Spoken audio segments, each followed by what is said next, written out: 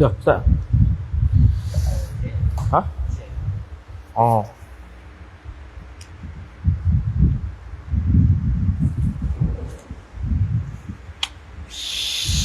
Allahumma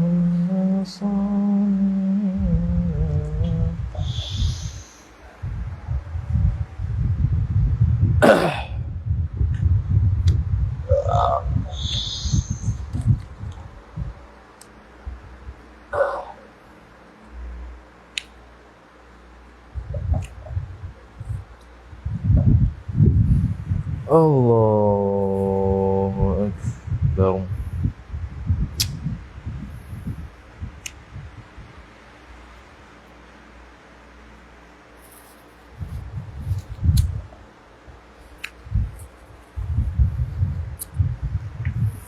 Assalamualaikum warahmatullahi wabarakatuh.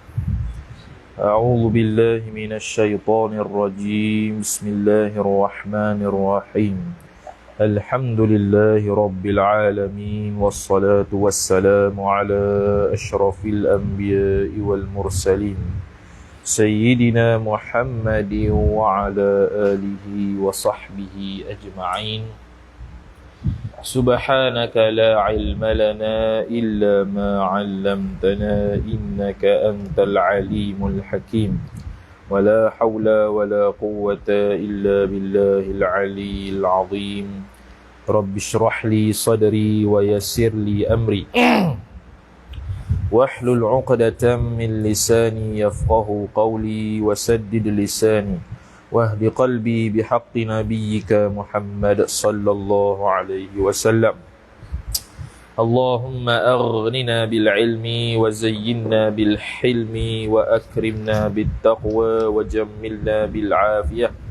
Nawayna at-ta'alluma wat ta'lim wat tadhakkura wat tadhkir wan naf'a wal intifa' wal ifadata wal istifadah والحث على التمسك بكتاب الله وسنة رسوله صلى الله عليه وسلم ودعاء إلى الهدى والدلالة على الخير ابتغاء وجه الله مرضاته وقربه وثوابه سبحانه وتعالى آمين يا رب العالمين. وقال الشيخ المؤلف رحمه الله تعالى ونفعنا الله بعلومه وبعلومكم وبعلوم مشايخنا في الدارين آمين يا رب العالمين. Kata pengarang Syekh Daud bin Abdullah Al-Fatani rahimahullahu ta'ala, muka surat 59 baris bawah sekali. Kata dia, tetapi tiada memberi bekas dengan kata keduanya adalah kedua kami tatkala akad itu fasik. Ini sambung perbahasan berkaitan dengan pengakuan suami isteri terhadap saksi yang fasik ketika akad nikah. Maka atas sikit dia kata dulu, dan hanya kenyataan yang demikian itu dengan saksi. Kenyataan yang demikian itu demikian tidak siqah ataupun tidak adilnya saksi tersebut ialah dengan saksi utama. Saksi dengan makna ada seorang saksi adil yang lain mengatakan dia itu fasik, maka kena bawa datang saksi lain untuk membuktikan dia. Keduanya atau dengan iqrar dua laki isterinya, itu pun dah lepas. Ataupun diketahui oleh hakim, hakim tahu kata dia fasik. Okey, itu semua menzahirkan menzahirkan kefasikan saksi yang menjadi saksi ketika akad nikah. Maka dia buat mari istidrak dia.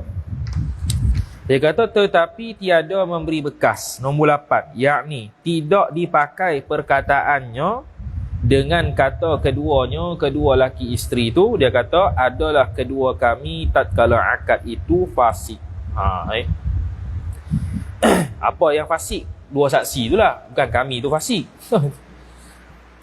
Okey. Tengok Kashfun Nikah kita. Kata dia, tidak membatalkan akad nikah dengan pengakuan fasik oleh dua orang saksi. Tidak membatalkan akad nikah dengan pengakuan fasik oleh dua orang saksi. Ni silap rujuk dhamir. Tetapi tiada memberi bekas dengan kata keduanya kedua saksi. Bukan kedua lelaki isteri. Saksi itu mengaku. adalah kedua kami tatkala akad itu fasik. Adakah sah pernikahan dia? Sah juga. Tidak diambil kira perkataan saksi yang mengaku sendiri dia ni fasik ketika akad. Tidak diambil kira. Maka tengok Kashfun Niqab dia kata musannif adalah kedua kami tatkala akad itu fasik. Syekh Ad-Damiri rahimahullahu ta'ala telah menjelaskan dalam An-Najmul Wahash bahawa tidak memberi kesan kepada sahnya akad nikah tersebut seperti mana jikalau dua orang saksi tersebut berkata sedemikian selepas hakim menghukumkan kebolehan mereka berdua untuk menjadi saksi. Jadi kias masalah contohnya hakim kata dua orang ni boleh jadi saksi. Lepas akad nikah mereka mengakui kata kami ni fasik ketika akad nikah. Sah juga pernikahan. Tidak diambil kira. Tidak didengar pengakuan fasik oleh saksi tersebut meskipun didatangi ataupun didatang saksi yang lain yang mengatakan diri mereka fasik. Dia kata. Tidak akan dikira, tidak akan didengar pengakuan fasiknya saksi dua orang tadi tu walaupun didatangkan oleh saksi lain yang mengatakan mereka ni fasik. Tak sah. Yang memberi mudaratnya ialah orang lain mengatakan dia fasik dalam keadaan dia tak mengaku dia fasik dan membawa datang saksi lain pula dua orang untuk memberi bukti kata dia memang fasik. Itu baru terjadi tak sahnya pernikahan seperti mana perbahasan dulu. Syekh Muhammad Al-Khatib Asy-Syirbini rahimahullahu ta'ala telah menjelaskan dalam Mughnil Muhtaj bahawa tidak memberi kesan pengakuan fasik oleh dua orang saksi tersebut nisbah menceraikan antara suami dan isteri tersebut. Nisbah nak cerai dua laki isteri. Nak cerai dua laki isteri. Macam mana? Sebab apa tu? Hal ini berlaku kerana hak mereka berdua bukan bergantung kepada dua orang saksi tersebut. Maka tidak diterima perkataan dua saksi tersebut untuk menceraikan suami dan isteri. Sekarang ni dia dah nikah, sah. Okey. Dia kata, sah tak? Sah. Jadi asalnya ialah bila seseorang didakwa saksi tersebut fasik, maka tak sahlah pernikahan. Bila tak sah pernikahan tu, mana tak jadilah perceraian tu. Okey. Perceraian tak jadi sebab apa? Sebab nikah pun tak sah, nak cerai lagu mana? Sekarang ni dia mengaku fasik. Adakah memberi kesan kepada cerai suami isteri tu? Tak juga. Sebab apa? Sebab pernikahannya sah. Tu dia kata tidak memberi kesan pengakuan fasik oleh dua orang saksi tersebut nisbah menceraikan antara suami dan isteri. Hal ini berlaku kerana hak mereka berdua bukan bergantung kepada dua orang saksi tersebut. Maka tidak diterima perkataan dua saksi tersebut untuk menceraikan suami isteri. Tak guna. Sebab kalau dia kata, aku ni fasik sebenarnya, kami dua orang ni, adakah menyebabkan mereka berdua yang jadi suami isteri tu kena bercerai sebab tidak sah? Tidak lah. Teruskanlah pernikahan tu sah. Gugurnya pembayaran mahar dan rosaknya mahar musamma dengan pengakuan fasik oleh dua orang saksi. Dia kata, namun begitu, Syekh Ibn Hajar Al-Haytami rahimahullahu ta'ala telah menjelaskan dalam Tuhfah bahawa pada zahirnya penafian terhadap pemberian kesan akad nikah tersebut bukannya secara mutlak tu. Bahkan terdapat sebahagian masalah yang turut memberi kesan hasil pengakuan tersebut. Okey, walaupun kita kata tak bercerai suami isteri, ada kesan sampingan lain bila saksi dua orang tu mengaku dia tu fasik. Mana? Yang dia kata, Syekh Muhammad Al-Khatib Asy-Syirbini rahimahullah telah menyatakan dalam Mughni bahawa jikalau berkaitan dengan selain perceraian suami dan isteri, maka pengakuan dua orang saksi tersebut diterima. Mana untuk bercerainya, untuk menjadikan sebab cerainya suami isteri tak berlaku. Tapi sebab lain ada. Maka sesungguhnya nyata kesannya itu apabila dua orang saksi tersebut menghadiri majlis akad nikah saudara perempuan mereka berdua. Contoh ni. Dan seumpamanya kemudian mereka berdua berkata sedemikian, berkata bahawasanya mereka ni fasik. Kemudian mati saudara perempuan mereka. Saudara perempuan ni mana adik atau kakak lah. Dan seumpamanya, sedangkan dua orang saksi ini merupakan warisnya. Sebab dia adik maka pengakuan fasiknya dua orang saksi tersebut akan memberi kesan dari sudut gugurnya pembayaran mahar jikalau belum bersetubuh bersama saudara perempuannya tersebut. Okey, masalah pertama. Dua orang saksi ni ialah abang bagi adik dia, contoh. Okey. Bila dah sah nikah, Kemudian perempuan ni mati. Kemudian dua orang saksi yang merupakan waris dia, saudara dia, mengaku kata, ketika akad tu kami ni fasik. Jadi apa kesannya? Kesan dia suami tak payah bayar mahar kalau belum bersetubuh. Okey, satu.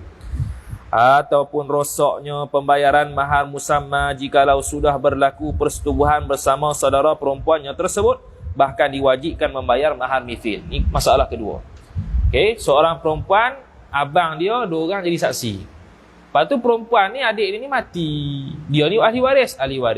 Kemudian ahli waris dua orang ni saksi ni, dia kata kami ni ketika akad nikah ni, kami ni jadi saksi fasik. Jadi macam mana? Wajib bayar mahar mithil oleh suami kalau sudah bersetubuh. Mahar musamma batal. Mahar musamma ni mahar yang disepakati lah. Mahar mithil ni ikut uruf tempat tu. Yang dia khilaf lah dulu tu. Ikut uruf tempat ke, keluarga ke apa ke. Bahkan Syekh Ali bin Muhammad Al-Yamani rahimahullah telah menyatakan dalam Ad-Dibaj Syarah Al-Minhaj. Ni pun kita antara Syarah Minhaj yang duk cari jugalah. Kashfun Niqab muka surat 62 ataupun 63. Kalau yang nota ni lah. Kita tak bagi lagi hak official ni. On the way print ni. Dia kata bahawa wajib membayar mahar mithil tersebut jikalau kadar mahar mithil itu lebih rendah berbanding mahar musamma. Pula dah. Jadi Syekh Ali pula kata yang jimak tu, pas jimak tu, dia mati, kena bayar mahar mithil tu. Syarat dia wajib bayar mahar mithil ni ialah kalau mahar mithil tu lebih rendah daripada mahar musamma. Ataupun seumpamanya, bukannya lebih banyak daripada mahar musamma. Okey, sekarang ni nak kesimpulannya kata, kalau seseorang saksi, dua orang saksi tu abang dia, adik dia menikah, adik dia mati, dia ni ahli waris, mengaku fasik ketika akad. Jadi nak bayar apa? Nak bayar bilangan kadar mahar yang paling mahal. Itu je. Kata Syekh dalam Dibaj ni. Kalau mahar mithil mahal, mahar mithil lah. Kalau mahar musamma mahal lagi, mahar musamma lah. Itu pandangan dalam kitab Ad-Dibaj. Tapi zahir pandangan yang lain mengatakan wajib mahar musamma, mahar mithil. Mutlak, sama ada rendah ke, tinggi ke, tak kisah. Mana ada khilaf lah situ. Kata musannif rahimahullahu ta'ala, maka jika mengikrar oleh suami, ikrar ni mengaku, akan fasik saksi. Pula dah. Sekarang ni suami pula mengakui kata, tak kalau akad nikah dulu tu kawan ni fasik saksi ni. Dan yang ni padahal, ni wawul hal, padahal ingkar isterinya suami, yakni akan fasik saksi. Suami isteri kata, mana ada fasik, adil. Suami kata fasik. Maka macam mana? Jawabnya, dicerailah antara keduanya, suami dan isteri. Nombor dua. Nombor dua lalu. Nombor satu. Nombor satu dia kata, yakni khilaf pandangan antara mereka berdua. Mereka berdua suami isteri. Seperti kata suami, saksi mastur fasik.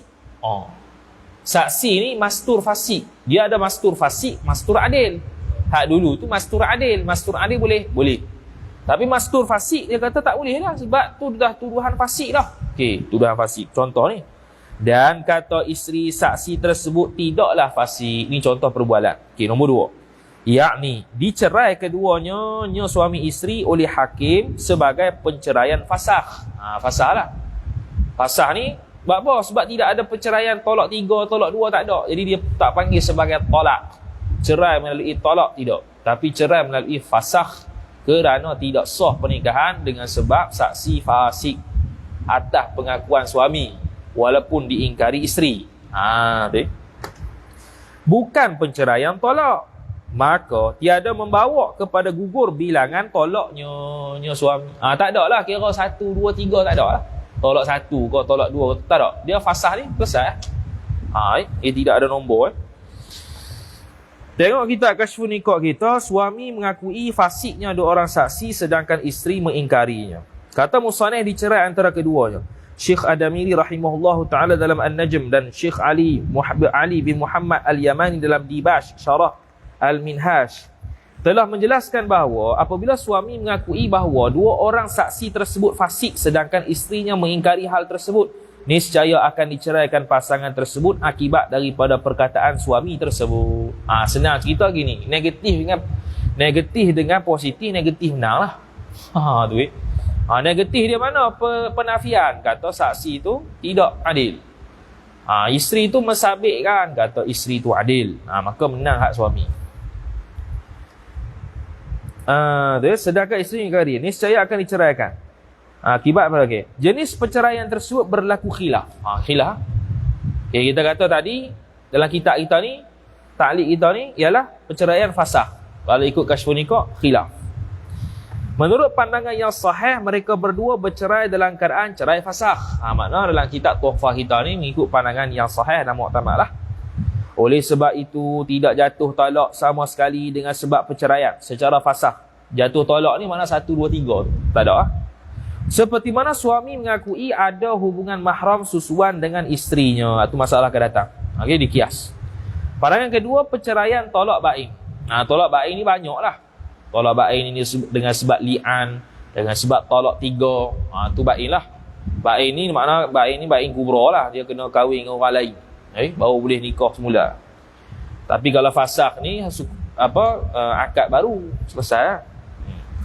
Syekh Muhammad Al-Khatib Asy-Syirbini rahimahullah telah menukilkan kemusykilan Imam As-Subki rahimahullah dalam Mughni berkenaan dengan dua pendapat di atas. Imam Subki ada iktiraf segi. Ada kemusykilan yang ditimbulkan. Dua pandangan yang berlaku perselisihan pandangan ulama sama ada perceraian tersebut secara fasakh ataupun tolak bain seolah-olah pernikahan mereka berdua itu sah menurut syarak. Imam Subki kritik. Kenapa dikira sebagai perceraian fasakh? Kenapa dikira perceraian bain sedangkan bukan sah? Macam contoh kita dengan awet kita tak pernah lagi akad nikah. Boleh tak kita kata saya tolak dia? Tak boleh dah. Saya tolak dia, saya fasakh dia, tak ada. Saya tolak bain dia, tak ada juga. Saya li'an dia, tak ada, tak sah belaka sebab belum jadi isteri. Pandai juga Imam Subki ni. Oleh sebab itu, Imam As-Subki rahimahullah ta'ala telah mengingkari perkara tersebut. Bahkan beliau menyatakan bahawa sepatutnya ditakwilkan pandangan ulama mengatakan bahawa perceraian tersebut sebagai fasakh, sebagai hukum dengan batalnya pernikahan mereka. Takwil begitu. Fasakh di sini bukan fasakh sungguh. Yang mana akan datang kita akan bahas berkaitan fasakh secara khusus, bukan. Fasakh ini perlu ditakwilkan, iaitu tak sah pernikahan. Itu maksud fasakh oleh ulama. Kata Imam Subki. Bukan itu sahaja, bahkan ditakwilkan juga pandangan yang mengatakan perceraian mereka berdua merupakan perceraian tarak bain sebagai perceraian tersebut pada zahirnya, bukannya pada hakikat. Atas pandangan yang mengatakan perceraian bain macam mana? Takwil kepada kata itu perceraian pada zahir. Cerai secara zahir, bukan hakikatnya ada cerai. Bukan hakikatnya ada cerai tolak 3 tu. Tak. Tapi cerai secara zahir. Makna tak payah dah duduk rumah. Kena bercerai dah. Cerai apa? Cerai zahir, bukan cerai pada hukum. Cerai pada hukum lagu mana? Nikah pun tak sah. Nak nikah, nak cerai lagu mana? Bijak tu. Syekh Ibn Hajar Al-Haytami rahimahullah ta'ala telah menyatakan dalam Tuhfah bahawa pandangan Imam As-Subki ini merupakan pandangan yang baik. Sampai diiktiraf oleh Syekh Ibn Hajar Al-Haytami rahimahullah ta'ala. Kita pun setuju juga. Nampak situ. Topik seterusnya, isteri mengakui kefasikan dua orang saksi sedangkan suami mengingkarinya. Terbalik pula. Syekh Adamiri rahimahullah dalam An-Najmul Wahash dan Syekh Muhammad Al-Khatib Syirbini dalam Mughni bahawa telah menjelaskan telah menjelaskan bahawa jikalau isteri mengakui kefasikan dua orang saksi sedangkan suami yang mengingkari hal tersebut, maka berlaku khilaf juga. Pandangan pertama, menurut pandangan asah tidak diceraikan suami dan isteri tersebut. Ni beza. Jadi kalau tadi tu, kalau isteri mengakui kata saksi tersebut adil, suami mengingkari, hak tu berlaku khilaf sama ada fasakh atau tolak bain. Tapi beza pula kalau isteri yang mengakui fasik sedangkan suami mengakui tidak fasik.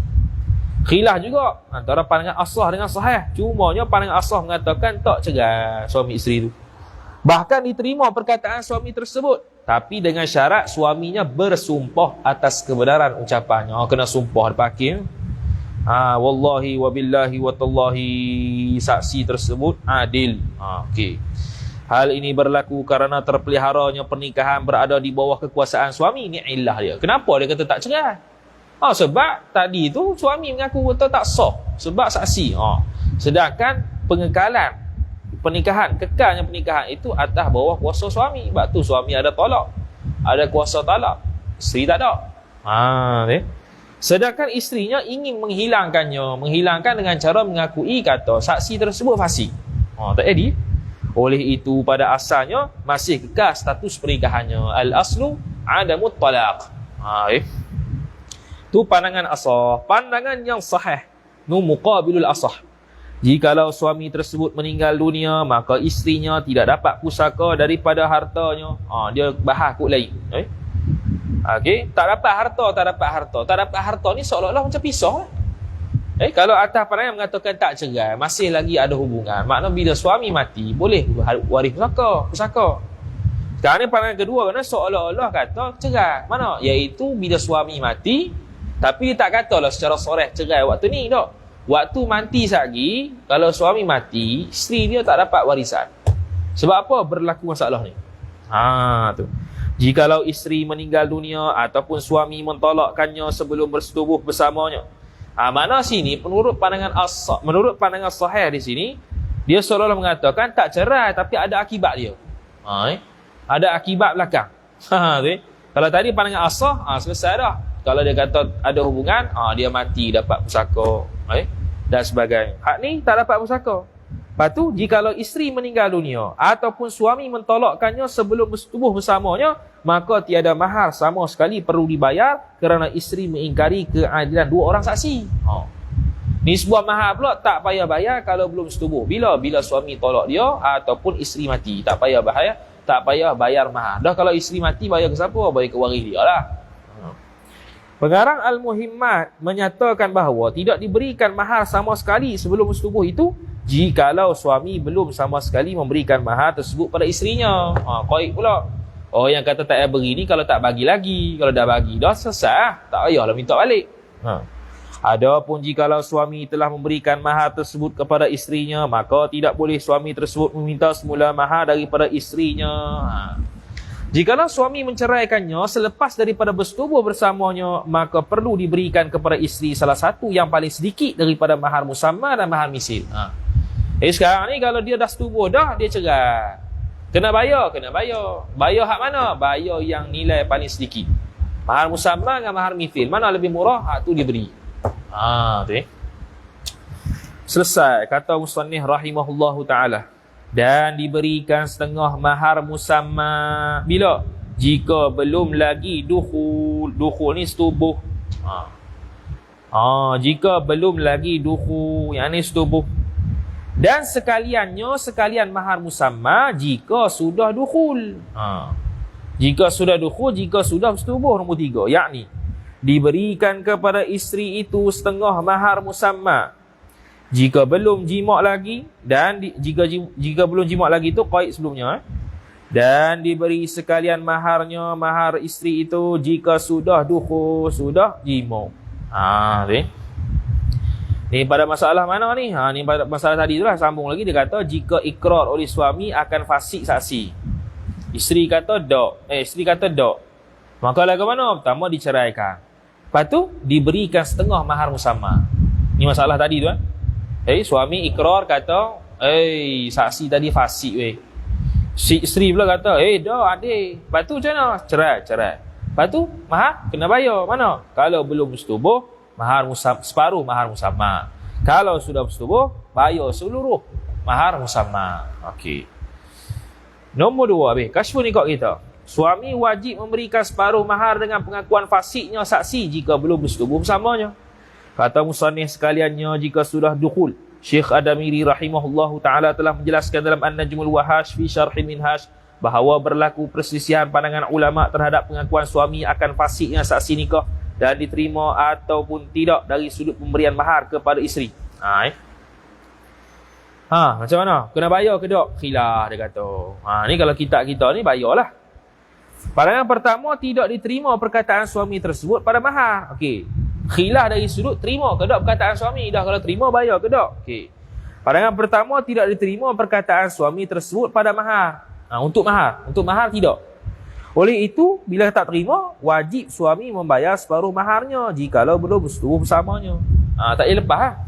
Tak boleh lepas. Cerai tapi tak boleh lepas. Okey, tak boleh lepas. Mesti bayar separuh kalau belum dukhul. Sebaliknya, jikalau suami tersebut sudah bersetubuh bersama isterinya, maka perlu memberikan keseluruhan mahar musamma.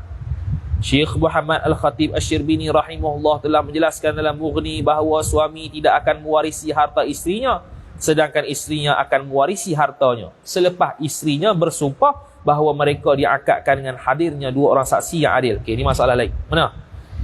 Okey, sekarang ni suami kata tak adil kawan ni. Saksi ni fasik. Isteri kata adil. Okey, dari sudut mewarisi harta, macam mana? Maka dia kata suami tak akan mewarisi harta sebab dia kata fasik dah. Okey.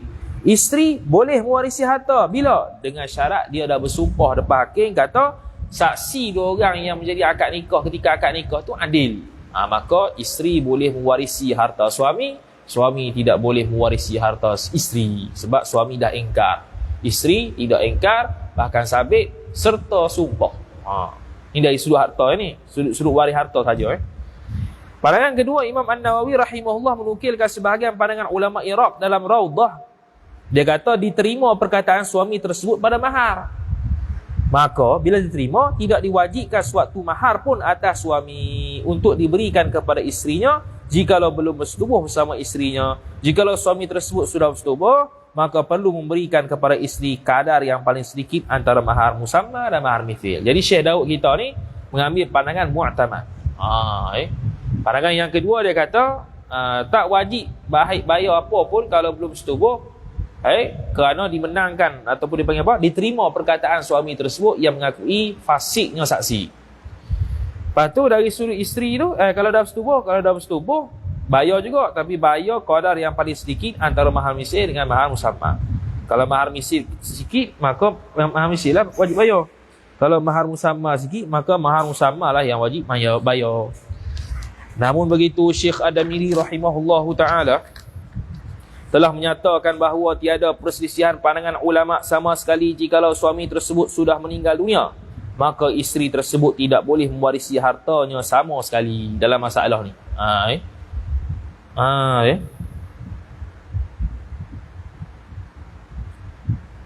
Tiada khilaf jikalau suami tersebut sudah meninggal dunia, maka isteri tersebut tidak boleh mewarisi hartanya sama sekali. Tadi tu kada tu.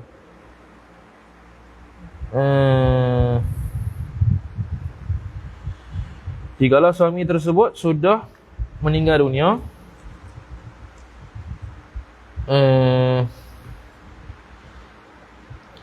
jikalau suami tersebut sudah meninggal dunia, maka isteri tersebut tidak boleh mewarisi hartanya sama sekali. Hak ni kalau tak sumpah lah ni. Kalau hak tadi atas tu dia kata syaratnya sumpah. Sumpah boleh kalau sumpah boleh, kalau tak sumpah tu tak ada khilaf. Tak boleh lah.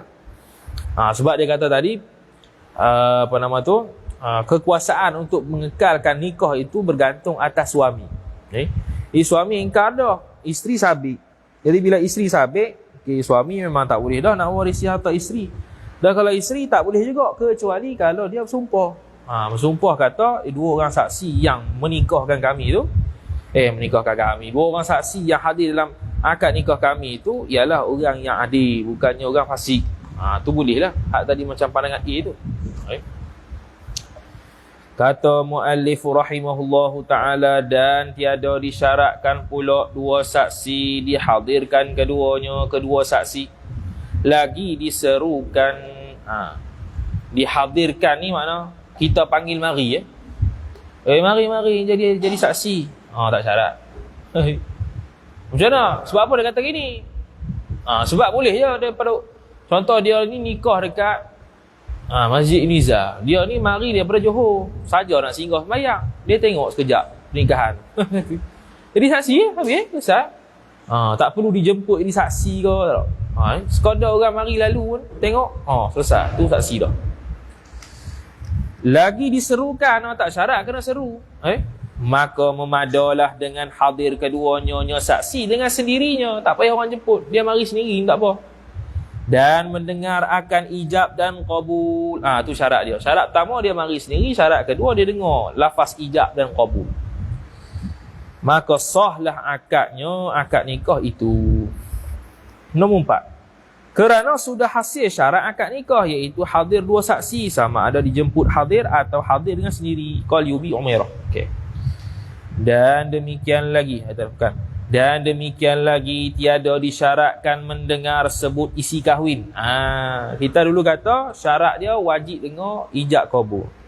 Tapi tiba-tiba mahar blur. Tak apa. Aku nikahkan akad nikah dengan sekian dengan mahar gara-gara kawan tak dengar. Lepas tu dia dengar pula perkataan suami, aku terima nikahnya. Sah. Dia tak dengar mahal saja. Sebab apa sah? Kerana tiada jadi syarat sah nikah dengan sebut isi kahwin. Seperti mendengar keduanya saksi akan khutbah juga. Khutbah Jumaat dah. Khutbah nikah dia dengar. Adakah menjadi syarat sah nikah? Tak ada. Dia hanya mendengar ijab kabul saja.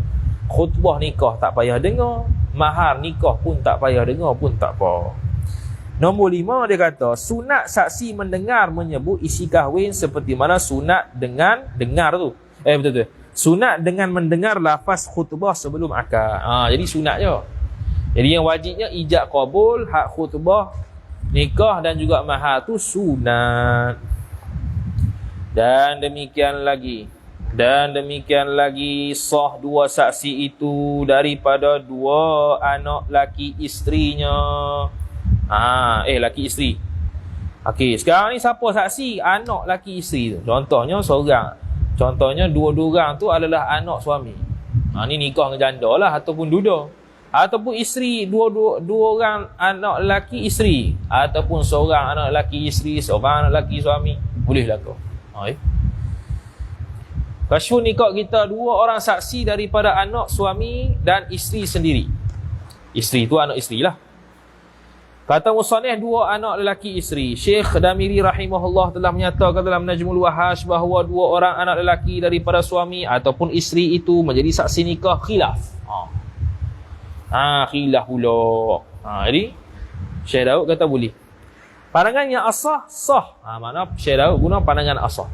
Sah pernikahannya kerana kedua-dua anak daripada suami ataupun isteri merupakan orang yang berkeahlian dalam memberikan penyaksian secara umum. Tapi dengan syarat-syarat saksi lah.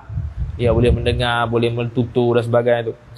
Pandangan yang kedua, tidak sah pernikahan tersebut kerana dianggap suatu keuzuran untuk mensabitkan suatu pernikahan dengan disaksikan oleh dua orang anak lelaki daripada suami ataupun isteri tersebut. Pandangan ini dikemukakan oleh Imam Al-Ghazali. Imam Al-Ghazali kata tidak sah. Pandangan yang ketiga, sah pernikahan jika salah seorang daripada anak lelaki tersebut daripada suami ataupun isteri. Tidak sah pernikahan jika seorang saksi daripada anak lelaki suami dan seorang saksi lagi daripada anak lelaki isteri. Pandangan C ni kata dua orang saksi, salah seorangnya mesti daripada anak suami ataupun isteri. Yang seorang lagi bukan kait dengan anak isteri ataupun anak suami. Baru sah. Kalau seorang anak suami, seorang anak isteri, tak sah. Pandangan ketiga. Pandangan keempat, sah pernikahan dengan disaksikan oleh dua orang anak lelaki bagi isteri. Tidak sah pernikahan dengan disaksikan oleh dua orang anak lelaki bagi suami. Ini pandangan dhaif belaka lah. Pandangan mu'tamad, sah belaka. Imam Al-Haramain rahimahullah menyatakan bahawa jikalau dua orang anak lelaki bagi suami dan dua orang anak lelaki bagi isteri hadir menjadi saksi, maka sah pernikahannya menurut ijma' al-ashab asy-Syafi'iyah. 4 orang. 4 orang mari. 2 orang anak lelaki suami, 2 orang anak lelaki isteri. Hak tu ijma', tak ada khilaf. Yang khilaf ni kalau 2 orang saja daripada suami anak dia, 2 orang saja daripada anak isteri, seorang anak isteri, seorang anak suami, tu baru khilaf. Tapi kalau dua-dua mari, 2 anak suami mari, 2 anak isteri mari, 4 orang tu tidak ada khilaf, ijma' lah. Keharusan bapa menjadi saksi bagi anak perempuannya yang kafir zimmi dan hamba. Pula dah. Syekh Ad-Damiri rahimahullahu taala dalam An-Najmul Wahash dan Syekh Muhammad Al-Khatib Asy-Syirbini dalam Mughni telah menjelaskan bahawa jikalau anak perempuan seorang kafir zimmi, sedangkan bapaknya orang Islam, anak perempuan seorang kafir zimmi. Anak perempuan dia kafir zimmi, bapak dia orang Islam. Ataupun anak perempuan seorang hamba. Anak perempuan tu hamba, bapaknya merdeka, contoh. Sedangkan bapaknya ialah orang yang merdeka, maka harus bagi bapak kedua-duanya menjadi saksi, bukannya wali.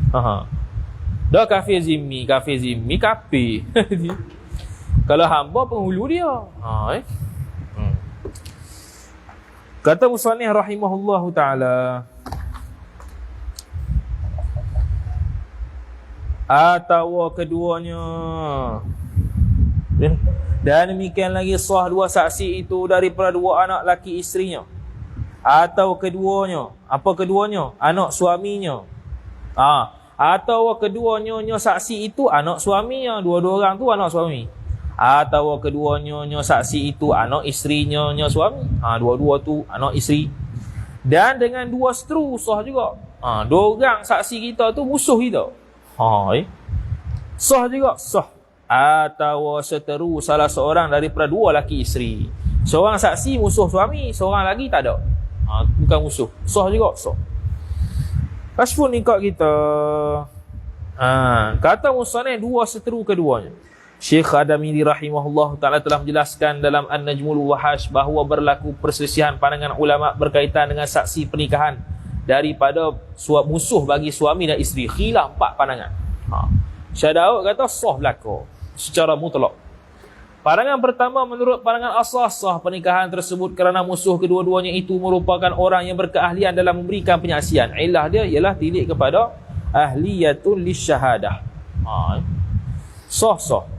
Ni pandangan muktamad. Jadi Syekh Daud menulis pandangan muktamad lah. Pandangan kedua pula, tidak sah pernikahannya kerana berlaku keuzuran untuk mensabitkan pernikahan dengan sebab hadirnya musuh suami dan isteri sebagai saksi nikah. Ini macam tadi. Pandangan ketiga, sah pernikahan dengan dua musuh daripada isteri ataupun suami. Tidak sah pernikahan dengan seorang musuh bagi suami dan seorang musuh bagi isteri. Pandangan ini merupakan pilihan ulama Iraq. Yang sahnya ialah dua-dua orang tu musuh suami atau dua-dua orang tu musuh isteri. Tak boleh salah seorang. Okey. Pandangan ketiga. Pandangan keempat, sah pernikahan dengan dua musuh bagi suami dan tidak sah pernikahan daripada dua musuh bagi isteri sebagai saksi. Dua musuh suami sah, dua musuh isteri tak sah. Hal ini kerana suami itu sendiri mampu untuk mensabitkan pernikahannya dengan disaksikan oleh dua orang musuhnya, sedangkan isterinya berlaku sebaliknya, yakni tidak dapat mensabitkan pernikahannya dengan dua orang saksi daripada musuh isteri. Sabit pernikahan ni macam dululah kita kata.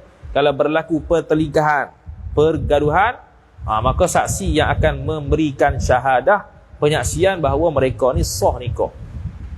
Itu maksud pensabitan pernikahan. Tu dah dijelaskan pada minggu lepas. Masuk sini je.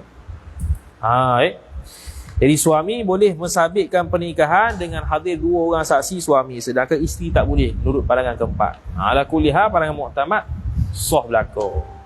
Adapun jikalau dua orang musuh suami dan dua orang musuh isteri hadir dalam akad nikah tersebut sebagai saksi, maka sah pernikahan tersebut tanpa khilaf. Dua orang. Macam tadilah anak tu. Dua orang musuh suami mari, dua orang musuh isteri mari. 4 orang tu tak ada khilaf. Yang ada khilafnya kalau dua-dua musuh isteri, dua-dua musuh suami. Seorang isteri, seorang suami. Tu baru khilaf. Kata muallif rahimahullahu ta'ala, dan dengan dua nenek keduanya. Keduanya suami isteri. Nenek ni datuk lah. Bukan nenek perempuan tu. Datuk jadi suami. Jadi suami pula. Jadi saksi boleh? Boleh. Datuk suami, datuk isteri. Boleh. Dan dengan nenek dan bapak suami. Datuk suami, bapak suami. Jadi saksi. Sah. Nombor 6, yakni nenek bagi isteri serta bapak bagi suami. Tu. Nenek bagi isteri. Mana datuk bagi isteri. Tu takdirnya. Serta bapak bagi suami. Bapak suami jadi saksi. Datuk isteri jadi saksi. Dua orang dah. Sah. Tetapi tiada sah dengan bapak keduanya, kedua laki isteri.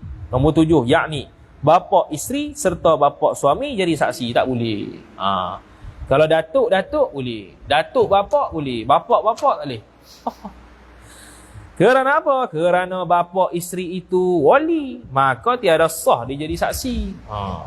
Orang yang ada hak kewalian tidak boleh jadi saksi.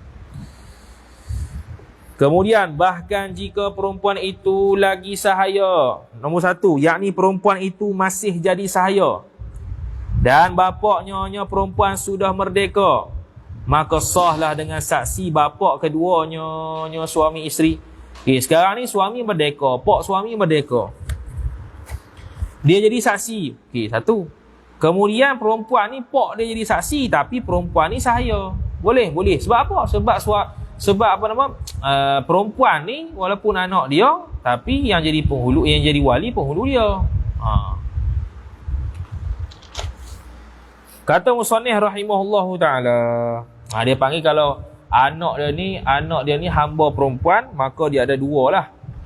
Orang yang kena mengakadkan nikah dia, seorang penghulu, seorang wali dia.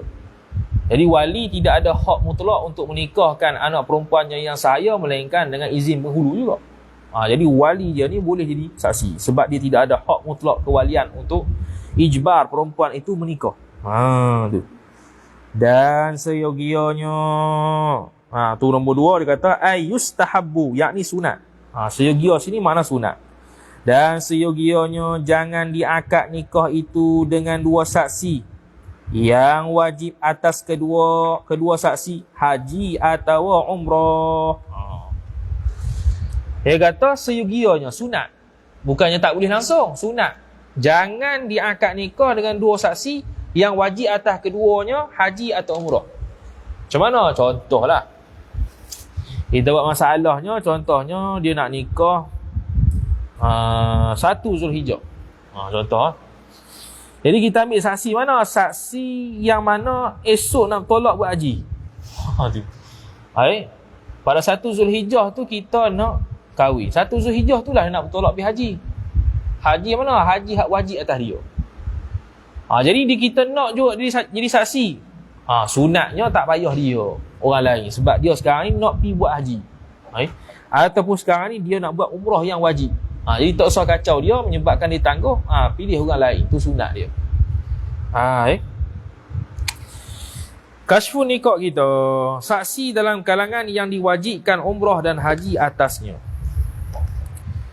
Seyogianya dalam adalil nasah menyatakan bahawa seyogia dengan makna disunatkan. Sama tu. Okey, dia kata dan seyogianya jangan diakad nikah itu dengan dua saksi yang wajib atas kedua haji atau umrah dan belum lagi ditunaikan keduanya. Ini hal keadaan dan ni wawul hal. Dia sambung lagi ya. Okey, dia ni wajib haji umrah, hal keadaan belum lagi tunai. Senang ceritanya sekarang ni kita duduk Mekah. Orang pakat nak nikah dekat Mekah. Dia duduk di Mekah 5 hari. Okey, umrah situ je lah. Lepas tu, hari kelima nak tolak ke Madinah, dia tak buat umrah lagi. Umrah yang wajib. Sekarang ni dia nak akad nikah pada hari kelima, pada hari yang kelima yang dia ni nak habis dah waktu di Mekah untuk pergi Madinah. Maka sunatnya orang ni jangan pilih dia jadi saksi sebab dia belum buat haji, dia belum buat umrah lagi. Dan dia ni hari terakhir sekarang ni di Mekah. Esok ni satgi nak pindah Mekah Madinah dah.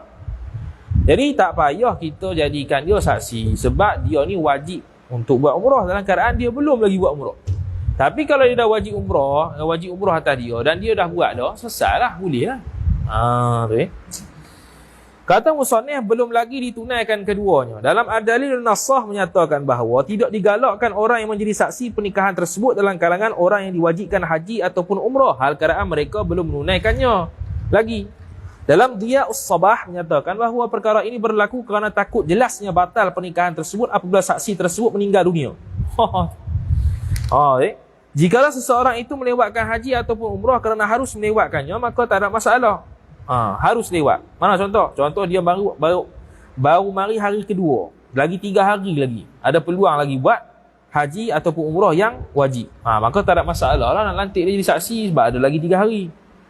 Namun begitu, jikalau seseorang bimbang hartanya akan bermasalah, maka haram atas orang tersebut melewatkan pelaksanaan haji ataupun umrah. Ni pergi haji umrah lah pula.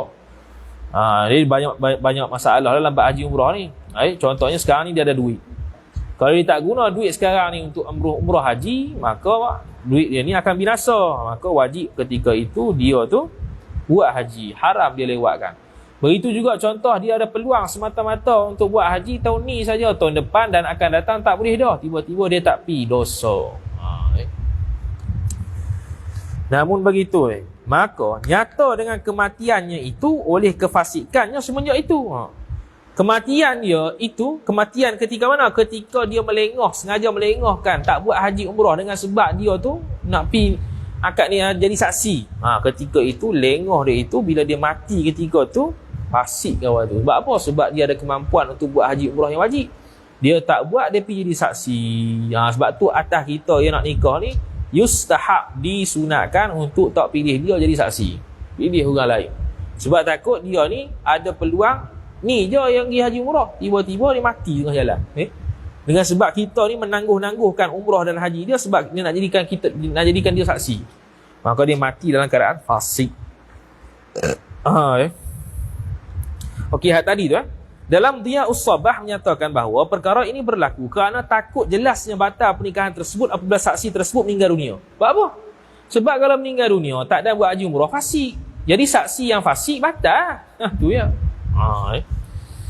Jadi jelas kefasikannya bila mati. Oh, baru tahu lah fasik ya. Habis saksi. Cerai kena nikah lain. Tu. Kata musannif rahimahullahu ta'ala, dan seyogianya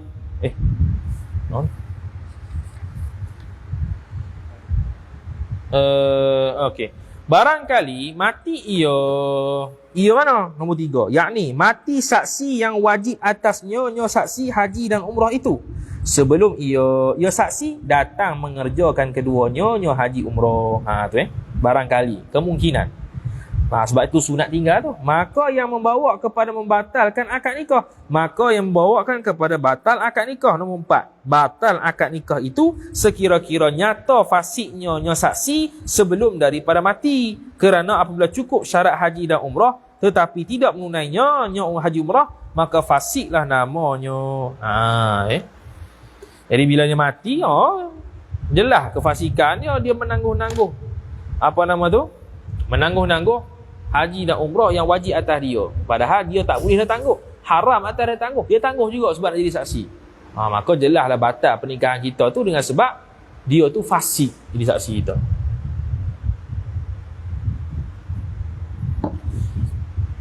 Kosok apa nota tu?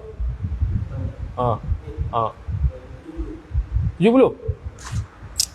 Kata musannif rahimahullahu ta'ala, bermula menanggung syahadah itu fardu kifayah. Menanggung syahadah. Dia panggil syarat tahammulus syahadati. Tahammul syahadah ni mana? Jadi saksi lah tu ya. Macam tahammul al-hadis. Tahammul hadis ni mana? Meriwayat hadis. Dia terima riwayat hadis. Tahammul hadis. Bagi sekalian orang yang adil. Jadi sekarang ni orang nak nikah, fardu kifayah. Semua antara orang adil tu mesti 2 orang kena jadi saksi. Kalau tak, dosa berlaku. Maka jika tertegah yang ni tak jadi saksi, dosa sekaliannya orang yang adil. Orang adil tu pula dosa. Sebab tak mau wakil jadi saksi, sedangkan dia boleh dah jadi saksi. Fardu kifayah. Kata muallif menanggung saksi fardu kifayah, kata musannif menanggung syahadah. Syekh Ibn Hajar Al-Haytami rahimahullah subhanahu wa ta'ala telah menyatakan dalam Tuhfah bahawa menanggung saksi ini merangkumi seluruh penyaksian yang dibahaskan dalam kitab Asy-Syahadat. Saksi anak bulan nak Syawal, Ramadan, saksi zina, saksi tu, saksi ni apa-apalah. Kitab syahadah boleh tengok kitab fiqh dalam bab jinayat tu ada kitab Asy-Syahadati. Dia merangkumi semua. Makna jadi saksi ni oleh orang yang adil fardu kifayah. Kalau semua tak buat, semua dosa. Seorang buat, terlepas dosa. Fardu kifayah. Memberikan penyaksian dalam nikah ini merupakan fardu kifayah kerana pernikahan itu merupakan suatu perkara yang penting dalam agama. Selain itu, sahnya pernikahan seseorang bergantung kepada kehadiran saksi. Maka jikalau semua orang menegahkan diri mereka menjadi saksi pernikahan, niscaya semuanya akan berdosa. Jikalau seseorang meminta 2 orang tertentu menjadi saksi sedangkan di tempat tersebut ada selain daripada mereka berdua, maka mereka berdua tidak wajib untuk menjadi saksi nikahnya. Sebab fardu kifayah. Contoh semua dalam ni adil belaka. Orang nak mari nikah, dia kata ni mu dengan hang ni jadi saksi. Wajib tak? Tak wajib. Sebab apa? Orang lain boleh lagi. Tapi kalau dia seorang je boleh, orang lain semua fasik belaka, wajib atas dia. Jadi fardu ain lah. Macam ni lah. Macam orang nak suruh mengajar. Suruh mengajar tauhid. Malah apa? Ada lagi orang lain. Tak apa. Tapi kalau dia seorang yang alim tauhid, orang lain tak ada, dia tak terima pelawaan tu, dosa dia. Sebab boleh jadi dia minta orang lain yang akidah dia sesat. Samalah fiqh pun, ajaran salah sesat juga. Cuma sesat cara fiqh lain lah. Kata musannif rahimahullahu taala, betul? Kata musannif, dan wajib atas mereka yang dituntut akan mereka menanggung saksi memperkenankan tu jawab dia. Wajib ni bila? Wajib ni kalau depa sajalah yang ada. Macam tadilah, kalau ada banyak tak wajib. Cuma kalau ada mereka saja wajib. Jikalau ada yang lainnya sekalipun, rayah ni macam seolah-olah rayatun diraddi. Rayah untuk menolak pandangan yang mengatakan, kalau ada orang lain tak wajib. Ni dia tolak pandangan ada di nasah ni lah. Jadi khilaf.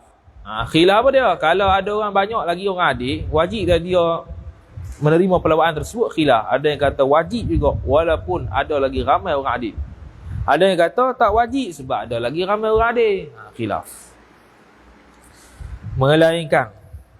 Melainkan ada bagi saksi itu uzur seperti sakit atau terpenjara. Tu tak boleh kata apalah. Atau lain daripada tersebut. Kata musannif wajib, yakni fardu kifayah. Syekh Adami rahimahullah telah menyatakan dalam Najmul Wahash bahawa jikalau para saksi yang hadir dalam majlis akad nikah tersebut lebih banyak daripada 2 orang seperti 5 orang dan lebih, maka melaksanakan penyaksian atas mereka itu wajib sebagai fardu kifayah. Yang kata fardu kifayah ni kalau banyak orang. Kalau 2 orang saja fardu ain. Hal ini berlaku kerana tujuan dalam saksi pernikahan ini memadai sebahagian daripada mereka sahaja, iaitu sekurang-kurangnya 2 orang saksi. Perkara ini mirip dengan masalah memberi salam kepada orang ramai. Beri salam kepada orang ramai, orang bagi Assalamualaikum, seorang jawab, selesai. Tapi kalau seorang je ada Assalamualaikum, wajib dia jawab. Oleh itu, jikalau 2 orang daripada 5 orang tersebut menampilkan diri untuk menjadi saksi, maka gugurlah kewajipan tersebut pada baki 3 orang yang lain. Jikalau kesemua 5 orang tersebut menegahkan diri mereka untuk menjadi saksi pernikahan, maka kesemuanya akan berdosa, sama ada menuntut mereka menjadi saksi pernikahan tersebut secara langsung pada kesemuanya ataupun berasingan secara individu. Orang ni nak nikah, dia kata tolong jadi secara individu, dia mari seorang ataupun dia buat pengumuman 5 orang ni. 5 ni tak mau belaka, dosa. Orang pertama yang diajak menjadi saksi namun dia menolaknya, itu menjadi orang yang paling besar dosanya daripada baki 4 orang yang lain. Jadi 5 orang sekali dia ajak jadi saksi. Jadi 5 orang tolak. Jadi antara 5 orang yang tolak ni, orang yang pertama tu dosa lagi besar. Tu. Daripada baki 4 orang yang lain, seperti mana jika dia menyahutnya untuk menjadi saksi akan menjadi orang yang paling besar pahalanya. Daripada 5 orang ni dijemput, dia orang pertama yang menyahut cabaran lah. Menyahut suruh jadi saksi, dia paling besar pahala. Dan dia kalau tolak, dia paling besar dosanya. Habis. Relax sekejap.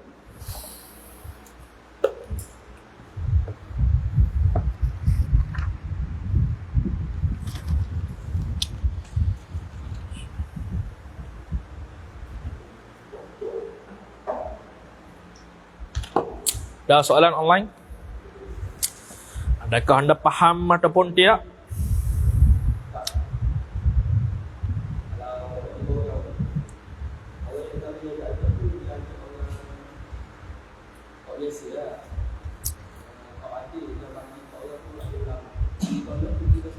Macam mana? Si?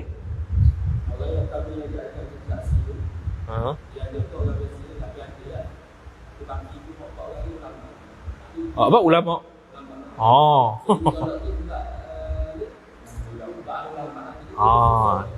Dosa besar. Mutlak. Dia tak syarat ulama, dia syarat adil.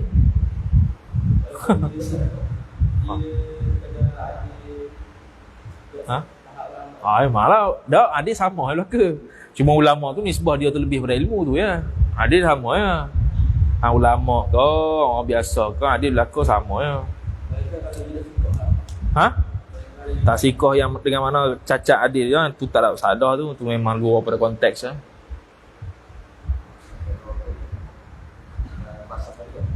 Ha?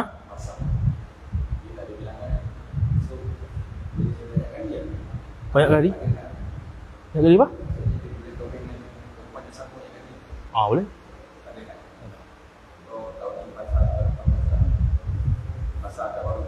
Dia tak ada bilangan. Dia bukan tolak. Fasah ni dia macam membatalkan pernikahan. Dia bukan macam tolak tu. Tolak tu dia kira lah. Pada 1, 2, 3.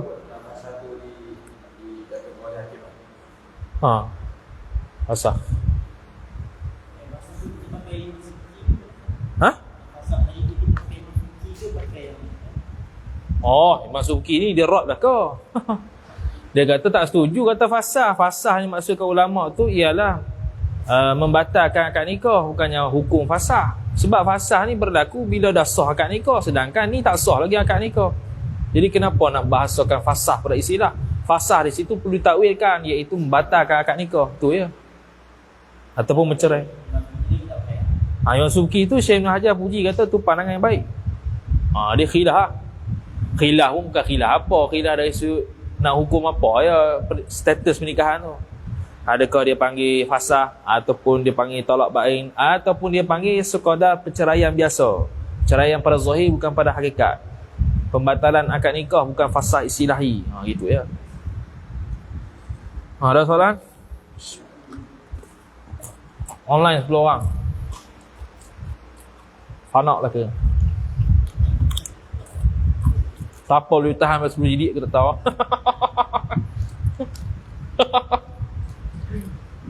Oi, lah terotah 10 jilid tu. Pergi buat kat hotel.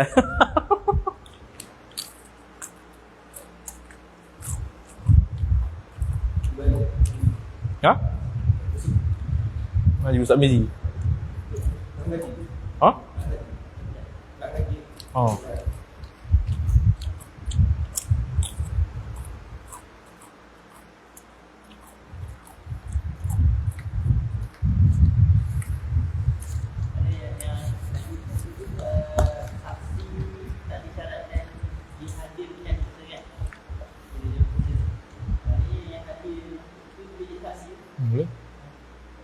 Yang saksi lang CJ tu official tu.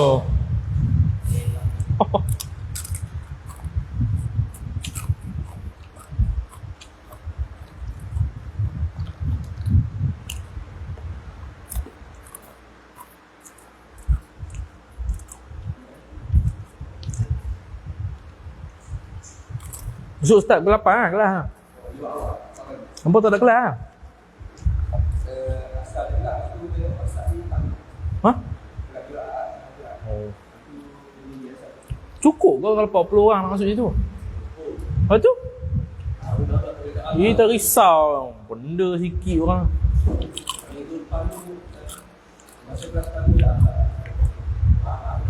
Tu nak dekat raya orang balik ke tu. Kita orang balik lah.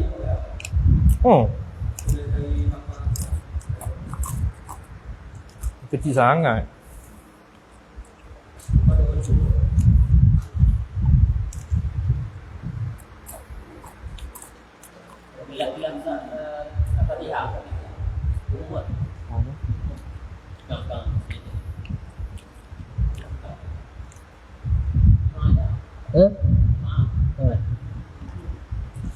Mak ketiga. Dok. Dia setiap Jumaat ada baca kitab tapi tak baca lagi. Program khusus kan.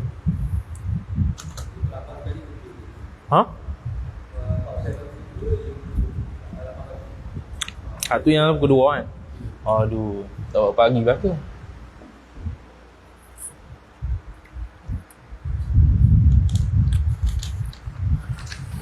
Sambung kata kita.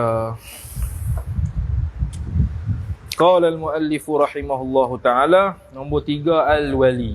Selesai dah saksi, sirah akad, sekarang ni wali. Kata dia, adapun rukun yang ketiga itu, Jadi biasanya akad nikah ni biasa katanya rukun lah. Rukun nikah kawan tu ketok ya. Kita bukan setakat rukun je. No, kita. Mau tanya, aku tanya balik ya. Wali. Adapun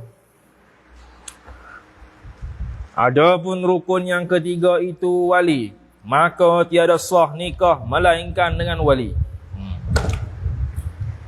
Kita kasfun nikah rukun yang ketiga wali. Kata musannif melainkan dengan wali. Dalam ad-dalil nasah menyatakan bahawa tidak sah pernikahan seorang jika tiada wali dalam akad nikah tersebut, sama ada perempuan tersebut masih kanak-kanak ataupun sudah dewasa. Dewasa ni makna baligh. Dan sama ada perempuan tersebut anak dara ataupun janda. Jadi secara mutlak untuk mazhab Syafi'i tidak sah kalau tak ada wali. Kata muallif rahimahullahu taala, maka tafri'nya tiada sah nikah perempuan itu akan dirinya perempuan. Tak sah. Aku nikahkan akan diriku. Mampus itu. Kerana perempuan yang zina itu ia perempuan menikah dirinya. Ini menikah ia perempuan akan dirinya perempuan. Tu zina. Jadi zina hakikatnya dia menikahkan diri sendiri. Tapi tak ada akad lah. Tu surah dia, gambaran dia macam menikahkan diri sendiri kerana dia memberikan farah dia pada ajnabi. Nombor 1 sabda Rasulullah sallallahu alaihi wasallam, La tuzawwijul mar'atul mar'ata wa la tuzawwijul mar'atu nafsaha fa inna zaniyata hiya allati tuzawwiju nafsaha. Tu kata hadis Nabi. Tidak menikah perempuan akan perempuan dan tidak harus. Tidak menikah perempuan akan perempuan, makna perempuan tidak boleh menikahkan perempuan lain. Dan tidak harus pula ia perempuan menikah ia perempuan diri sendiri, yakni akan diri sendiri. Maka bahawasanya sya'an orang berzina itu tabiatnya orang berzina menikah ia orang berzina akan dirinya orang berzina sendiri. Sunan Ibnu Majah.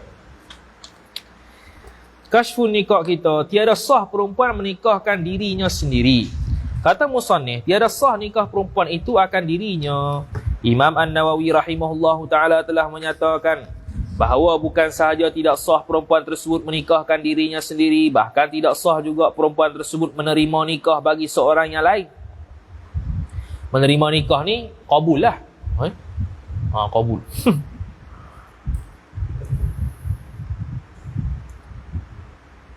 Syekh Ad-Damiri rahimahullah ta'ala telah menjelaskan dalam An-Najmul Wahash, qabul ataupun dia menikahkan orang lain, tak boleh lah, menikahkan perempuan lain.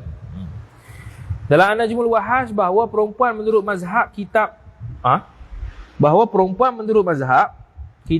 Asy-Syafi'iyah, pelik. Perempuan menurut mazhab Asy-Syafi'iyah tu kitab ada. Kitab pun benda. Menurut mazhab Asy-Syafi'iyah tidak sama sekali dikirakan oleh syarak padanya sama ada pada lafaz ijab maupun lafaz qabul. Perempuan mutlaqan. Qabul tak boleh, ijab tak boleh. Kalau qabul tu boleh jadi dia wakil, tak boleh juga. Kena laki.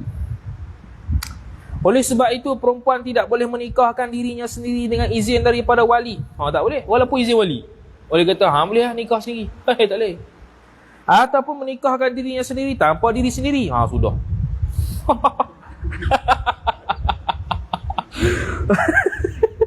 Ataupun menikahkan diri sendiri tanpa izin wali tu. Silap tu.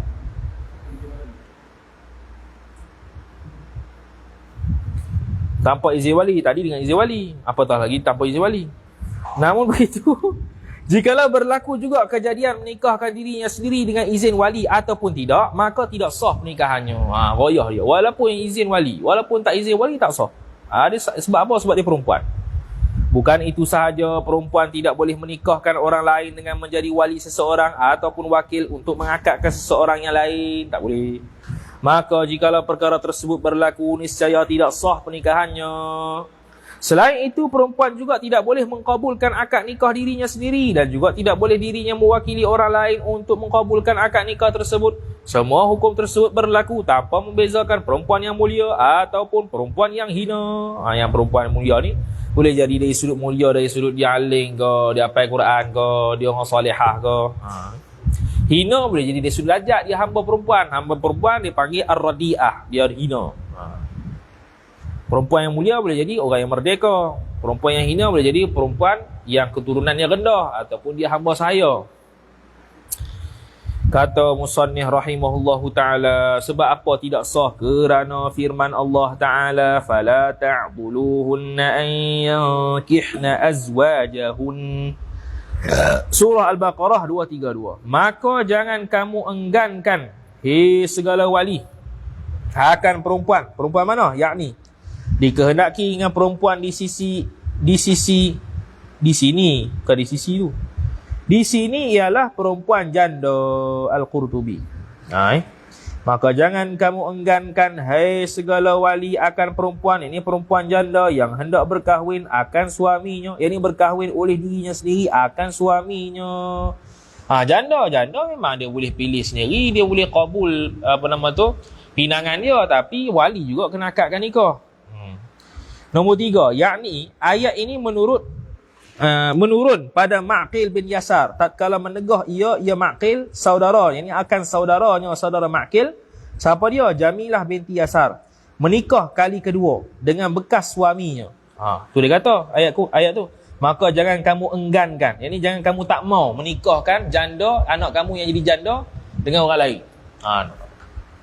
Ini sebab nuzul ayat. Dan lagi ayat yang satu makna dengannya, iaitu firman Allah Ta'ala, fankihuhunna biizni ahlihin.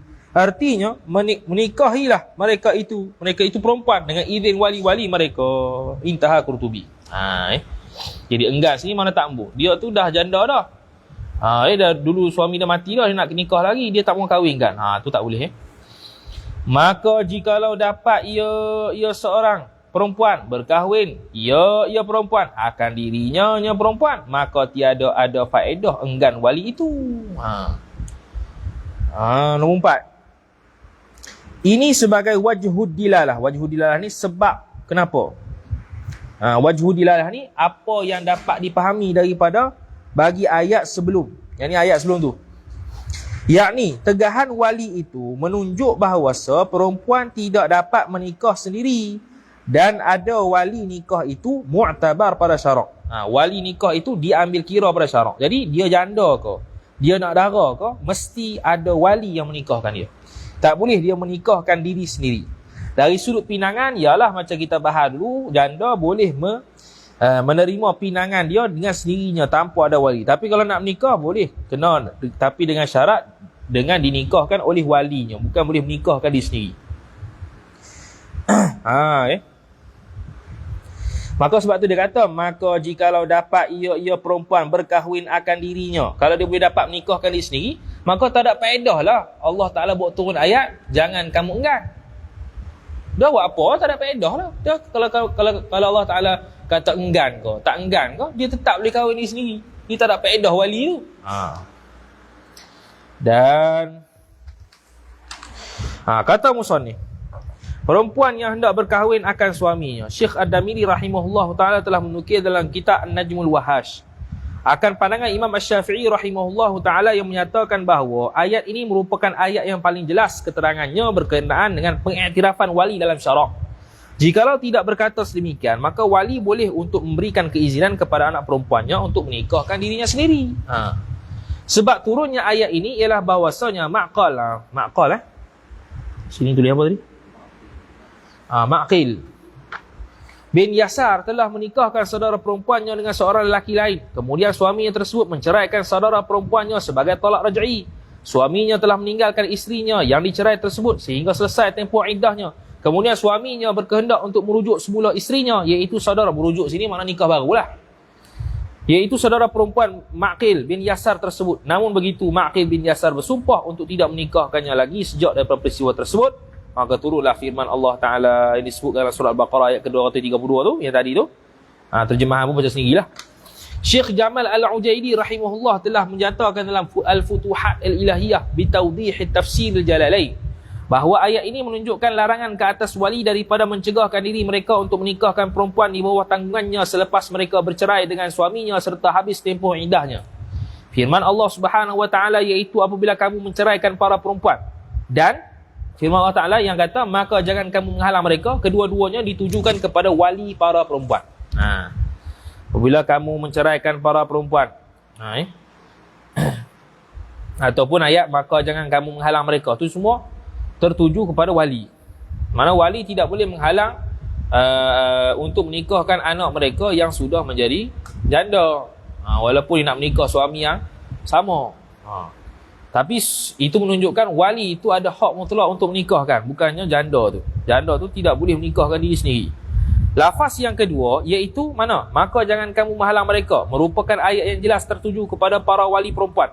Adapun lafaz yang kedua iaitu, bukan lafaz kedua, lafaz pertama. Adapun lafaz yang pertama iaitu apabila kamu menceraikan para perempuan itu turut tertuju kepada para wali perempuan tersebut juga. Allah Ta'ala telah menisbahkan para wali menceraikan perempuan tersebut kerana kebanyakannya berlaku perceraian disebabkan oleh wali perempuan sendiri. Dia boleh ambil pengajaran ni. Bahaya ni. Punca perceraian ialah keluarga sendiri. Punca perceraian ialah pak perempuan itu. Bahaya ni. Kita orang lelaki.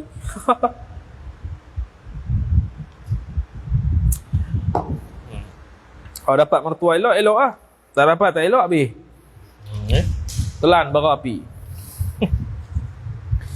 Para wali memihakkan orang perempuan yang di bawah tanggungannya tersebut sehingga mereka meminta suami yang menceraikannya. Tu dia punya ilah ataupun sebab. Kenapa punca perceraian berlaku? Kerana wali bagi perempuan ni akan meminta supaya suami tersebut menceraikannya. Sebab itu masalah rumah tangga tidak boleh dibahaskan dan diceritakan kepada keluarga. Kalau tak, selamat. Akan datang jadi masalah. Apa pun masalah tidak boleh diceritakan kepada orang luar, walaupun orang dalam sekalipun. Orang yang selain daripada suami dia tak boleh. Ada masalah, selesai sendiri-sendirilah. Tak payah cerita mak pak. Dia bila dah kahwin sah tu, mak pak tu kira nombor dua. Hak isteri tu. Suami nombor pertama. Dia tak boleh cerita, tak boleh cerita. Hatta dalam bab nafkah pun isteri menang lagi. Nafkah ke atas isteri wajib yang pertama, baru lepas pada tu ibu bapa. Jadi ibu bapa tak boleh kata gini, nikah tak ingat kita dah. Habis itu. Kawan tu kerja apa kan? Kerja 2,000 je gaji. Dia kata gitu. Habis kita. Namun begitu, sebagian ulama mengatakan bahawa kedua-dua lafaz tersebut tertuju kepada suami bagi perempuan tersebut. Suami yang menceraikan. Suami yang menceraikan tadi. Maka lafaz apabila kamu menceraikan perempuan itu jelas jika dikatakan pada suami. Adapun lafaz yang kedua iaitu maka jangan kamu menghalang mereka, maka ia dari sudut suami menghalang bekas isteri mereka yang telah diceraikan daripada berkahwin dengan orang lain. Itu makna ayat. Makna ayat yang kedua iaitu apa dia? Iaitu dia kata jangan kamu menghalang mereka. Mana? Iaitu bekas isteri dia tu dia halang untuk nikah dengan orang lain. Dalam keadaan mereka menghalangnya secara zalim dan memaksanya seperti mana berlaku pada perbuatan kaum jahiliah. Zaman jahiliah dulu. Sebahagian ulama yang lain pula berpendapat bahawa kedua-dua lafaz daripada firman Allah Subhanahu wa taala tersebut tertuju kepada seluruh manusia secara umum tanpa mengkhususkan kepada suami ataupun wali. Menurut pandangan ini secara umumnya apabila berlaku dalam kalangan manusia perceraian suami dan isteri, maka tidak boleh mencegah mereka untuk bernikah semula dengan suaminya ataupun orang lain. Ini secara umum. Larangan ini berlaku sama ada tertuju kepada para wali yang menegahkan diri mereka untuk tidak mengahwinkannya lagi ataupun di sebuah suami yang menegahkan bekas isterinya untuk bernikah dengan lelaki lain. Umumlah. Ini menunjukkan bahawa menegahkan para perempuan untuk bernikah dengan lelaki yang lain itu ditegah oleh Allah Ta'ala. Namun begitu timbul persoalan dalam firman Allah Ta'ala yang memanggil para perempuan tersebut bernikah dengan suaminya, sedangkan selepas diceraikan oleh suami mereka, para perempuan tersebut tidak lagi menjadi isteri bagi bekas suaminya. Dan bekas suaminya bukan suaminya lagi. Ada ayat yang kata suruh nikah balik dengan bekas suami, sedangkan dia tu bukan ada ikatan yang sah dah. Syekh Jamal Al-Ujaili rahimahullah telah menjelaskan dalam Al-Futuhat dia bahawa penamaan sebagai suami tersebut adakah kerana dikirakan sebelum para perempuan tersebut diceraikan oleh suami mereka? Itu persoalan. Sekarang ni dia dah cerai dah, tapi masih lagi diitlakkan sebagai suami. Contoh Ali nikah dengan Fatimah, cerai. Jadi Ali ni masih dia panggil suami pada Fatimah. Fatimah isteri pada suami. Suami isteri pada Ali. Adakah isteri suami, panggilan suami tersebut dikirakan sebelum perceraian ataupun macam mana?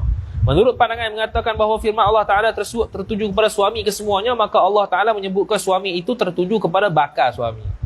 Dia panggil i'tibar makan. I'tibar dulu kepada bakal suami yang akan menikah dengan perempuan yang telah diceraikan tersebut. Nikah kali kedua.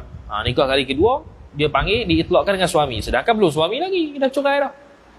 Saudara perempuan apa tadi? Miqal. Miqal bin Yasar. Maqil, silap Miqal dah. Bernama Jamilah. Tadi itulah. Talak yang dimaksudkan dalam firman Allah Taala tersebut bermaksud talak raj'i. Nama suami Jamilah yang telah diceraikannya itu ialah Asim bin Adi. Para fuqaha Asy-Syafi'iyah secara majoritinya mengambil penafsiran ayat Al-Quran tersebut yang tertuju seruannya kepada para wali. Syekh Adamiri, sebab tu kita bahas bab wali ni, dia mari ayat ni. Sebab dia tertuju, fuqaha ambil pada wali. Dia bukannya pada suami, bukannya secara umum pada wali. Tu fuqaha kita istimewa hukum daripada ayat tersebut untuk wali sahaja. Syekh Ad-Damiri rahimahullah telah menerangkan dalam kitab An-Najmul Wahash bahawa dalil ini menunjukkan bahawasanya perempuan tidak boleh menikahkan dirinya sendiri. Jikalau para perempuan boleh menikahkan diri mereka sendiri, niscaya Maqil bin Yasar tersebut tidak akan bersungguh-sungguh untuk bersumpah supaya tidak menikahkan saudara perempuannya lagi. Tu hak mutlak wali. Wali je boleh nikahkan. Namun begitu, sebahagian ulama fiqh mengambil penafsiran Al-Quran yang tertuju seruannya kepada para suami. Ada sebahagian ulama fiqh pula kata hak tu tertuju pada suami, bukan wali. Sayyidatina Aisyah radhiyallahu taala anha telah menyatakan bahawa Nabi SAW telah bersabda, mana-mana perempuan yang menikahkan diri mereka sendiri tanpa mendapatkan keizinan daripada walinya, maka pernikahannya itu batal dalam keadaan mengulangi perkataan tersebut sebanyak 3 kali. Maka jikalau hasil perkahwinan sedemikian suami telah bersetubuh bersamanya, maka perlu diberikan kepada perempuan tersebut mahar dengan perkara yang telah suaminya melakukan ke atas perempuan tersebut. Apa yang dilakukan? Setubuhlah. Dia kata, jikalau hasil perkahwinan sedemikian suami telah bersetubuh bersamanya, maka perlu diberikan kepada perempuan tersebut mahar. Ni dia menikahkan diri sendiri. Seolah-olah macam berzina. Dia menikahkan diri sendiri. Lepas tu dia pun bersetubuh. Wajib mahar tak lelaki.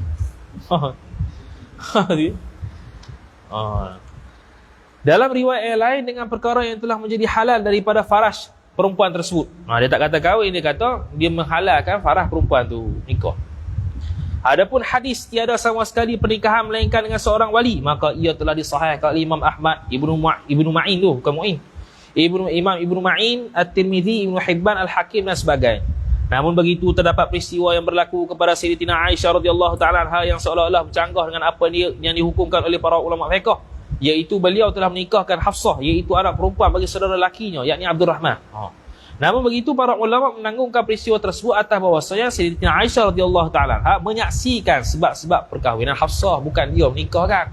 Dia jadi saksi. Habis. Topik, hukum seorang lelaki mewakilkan seorang perempuan untuk meminta lelaki lain mewakili dirinya. Pagar. Untuk menikahkan wali lelaki yang pertama. Jadi kita lelaki, kita suruh perempuan, seorang perempuan, adik kita ke siapa-siapa lah, suruh orang lain tu, yang mana orang lain tu lelaki, lelaki tu tolong nikah kita. Untuk menikahkan. Maka dia kata, Syekh Ad-Damiri rahimahullah telah menjelaskan dalam kitab An-Najmul Wahash bahawa jikalau seorang lelaki mewakilkan seorang perempuan supaya meminta lelaki lain mewakili dirinya sendiri untuk menikahkan wali lelaki yang pertama, untuk menikahkan wali lelaki yang pertama, seorang lelaki mewakilkan seorang perempuan supaya meminta lelaki lain mewakili dirinya sendiri untuk menikahkan wali lelaki yang pertama tersebut. Untuk menikahkan wali lelaki, untuk menikahkan wali, untuk menikahkan satu mengatakan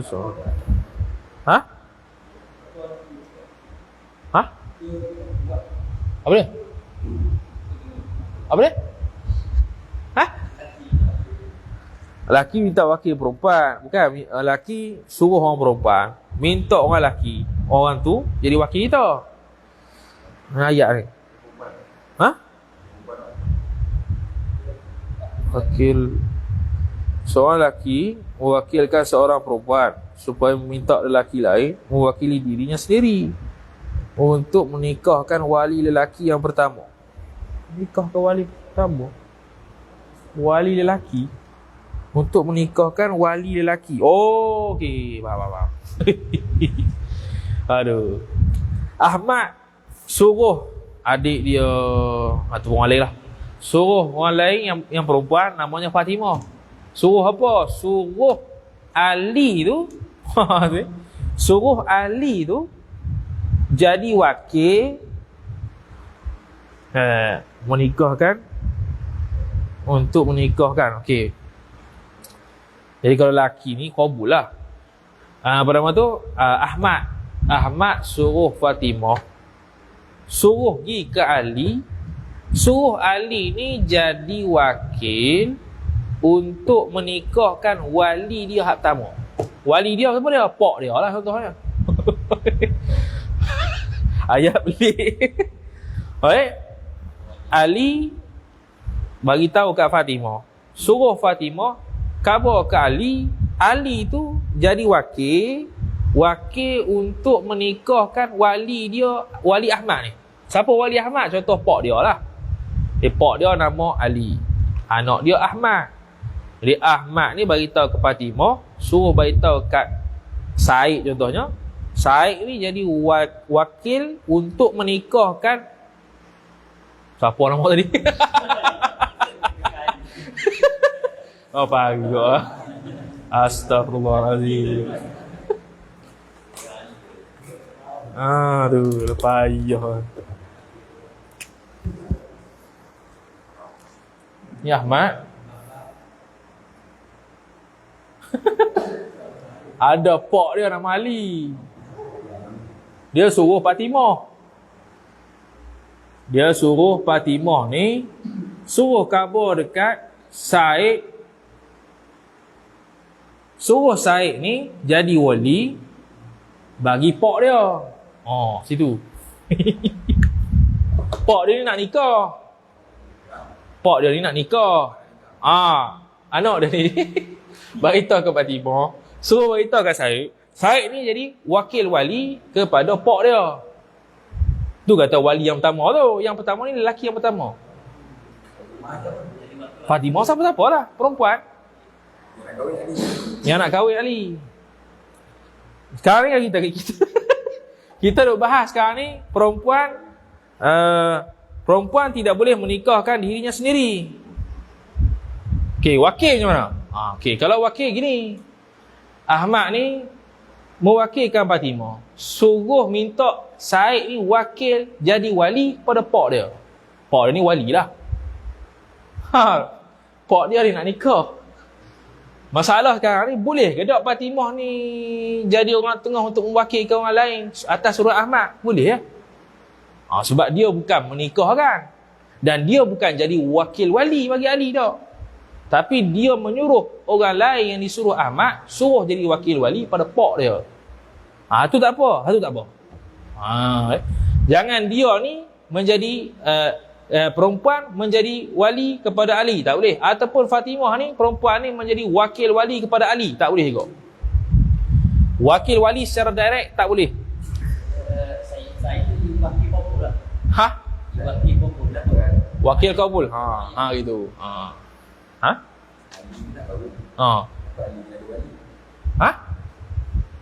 Wakil bukan bukan dia jadi wali. Kawan ni wali bagi Ahmad. Dah pak dia pak dia wali lah. Sekarang ni dia nak suruh Said ni jadi wakil bagi wali dia, wakil untuk kabul nikah. Yang kahwin kawan ni. Tak faham. Oh Allah. Ada? Bukan. Bukan. Gini. Ali ni status dia Pak. Pak ni. Wali pada dia ni. Wali ni macam-macam. Wali harta, wali nikah. Wali lah. Sekarang ni Pak dia ni wali. Pak dia ni nak nikah. Pak nak nikah. Lepas tu Pak nak nikah. Pak nak nikah ni mana dia mana sini Pak nak nikah ni mana dia minta wakil ni untuk kabul pernikahan Pak dia ni. Kabul, saya terima nikahnya. Jadi maknanya Pak dia ni tak mau ucap perkataan kabul sendirilah. Lepas tu Ahmad ni pula suruh Fatimah ni suruh kabul ke Said. Said ni jadi wakil untuk kabul pernikahan Pak dia. Isu dia boleh ke tak? Boleh lah. Sebab dia bukan wakil wali. Dia bukan wakil untuk mengkabulkan akad nikah wali secara direct. Apatah lagi wali dia lagi jauh lah. Terima.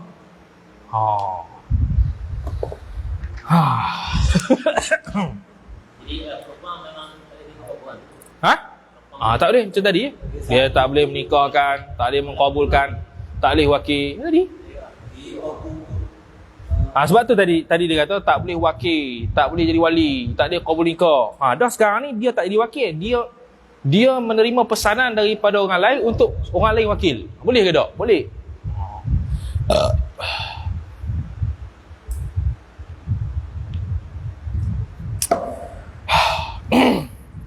Tu dialog dia.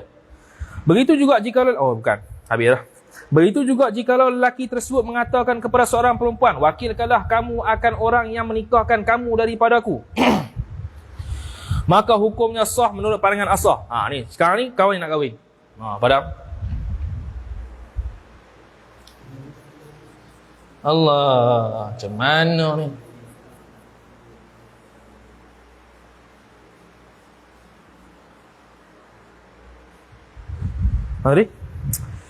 Lelaki tersebut kata pada perempuan, wakilkanlah kamu akan orang yang akan menikahkan kamu. Sekarang ni Ahmad. Ahmad ni lelaki, dia nak menikah dengan Fatimah. Dia nak menikah kan Fatimah.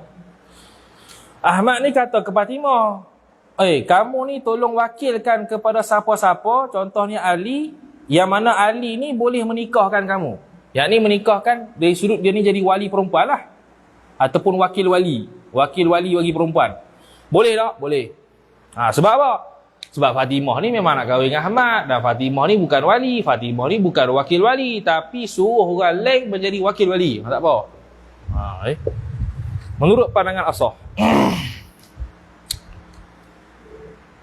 Imam Asy-Syirazi rahimahullahu ta'ala telah bersepakat dengan Imam Al-Muzani dan Al-Qadhi Husain bahawa tidak sah pada dua masalah yang disebutkan di atas.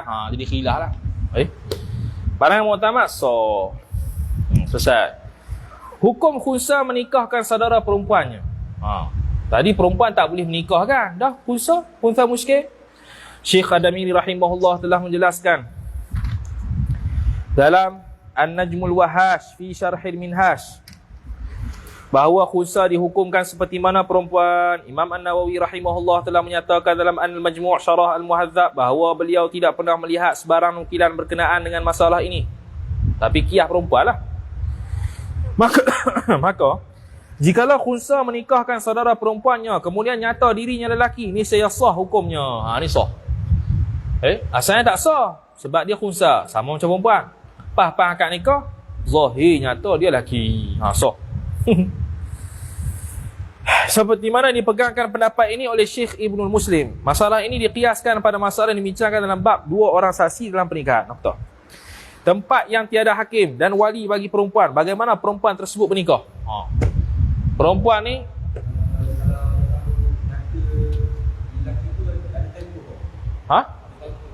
tempoh mana? Uruf lah. Uruf lah. Tempoh mana tu tak lama sangat. Kalau lama tu 2 tahun akan datang, tu lama sangat tu. Syekh Adamiri rahimahullah telah menjelaskan dalam 6 jumlah bahas berkenaan perempuan yang hendak bernikah dalam keadaan tempatnya tiada sama sekali hakim ataupun wali yang boleh menikahkannya. Berlaku khilaf berkaitan perempuan yang hendak bernikah dalam keadaan tiada sama sekali hakim dan wali. Khilaf 3 pandangan. Pandangan pertama, perempuan tersebut boleh menikahkan diri mereka sendiri kerana berlaku darurah. Hak ni dia masalah yang ada pandangan kata boleh. Pandangan kedua, Imam An-Nawawi rahimahullah telah memilih pandangan bahawa perempuan tersebut telah perlu menyerahkan urusan pernikahannya kepada seorang lelaki yang adil meskipun orang tersebut bukannya orang alim fiqh yang mustahid sekalipun. Tu tadi tu. Yang adil ni bukan syaratnya alim tak alim. Adil tu adil lah. Alim tu lain cerita. Dia kelebihan. Ini merupakan pandangan yang zahir dalam nas yang dinukilkan oleh Syekh Yunus bin Abdul A'la. Syekh Muhammad Al-Khatib Asy-Syirbini telah menyatakan dalam Mughni bahawa menurut pandangan yang mukhtar, perempuan tersebut jikalau menyerahkan urusan pernikahannya kepada seorang lelaki yang adil meskipun bukan seorang mujtahid, maka sah pernikahannya kerana bersangatan hajat untuk bernikah. Pandangan ini turut diikuti oleh Imam Ibnul Muqri rahimahullah kerana mengikut Imam An-Nawawi rahimahullahu taala yang menyebutkannya dalam Rawdah. Syekh Al-Wali Al-Iraqi rahimahullah menyatakan bahawa pandangan Imam An-Nawawi rahimahullah ini disyaratkan berlakunya ketika safar. Ada syarat pula. Safar, bukan waktu mukim. Waktu ketika safar dan ketiadaan qadi. Qadi hakim tak ada lah. Wali pun tak ada, qadi hakim tak ada. Dalam keadaan musafir, boleh dia lantik seorang lelaki yang alim untuk menikahkannya walaupun dia bukan alim, walaupun dia bukan musyahid. Imam Al-Adhra'i rahimahullahu taala mengatakan bahawa mengharuskan perkara demikian dalam keadaan sabitnya qadi di tempatnya merupakan pandangan yang jauh. Mengharuskan perkara demikian. Apa dia? Mengharuskan perkara demikian dalam keadaan sabitnya qadi. Mengharuskan perkara demikian iaitu melantik seorang adil untuk menikahkannya dalam keadaan tempatnya itu ada qadi. Itu pandangan yang jauh daripada mazhab dan dalil. Kalau ada pandangan yang mengatakan harus melantik seorang lelaki adil untuk menikahkannya walaupun ada qadi di tempat tersebut. Tapi itu pandangan yang jauh. Seperti itu. Tak tahu. Bosor.